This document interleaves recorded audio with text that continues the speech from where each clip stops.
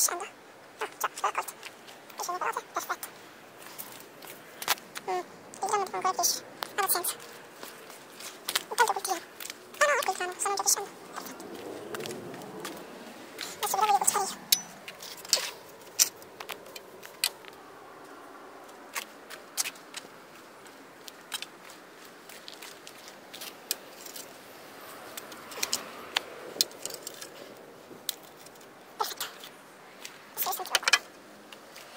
Che altro posso fare? Ah già, posso andare in miniera.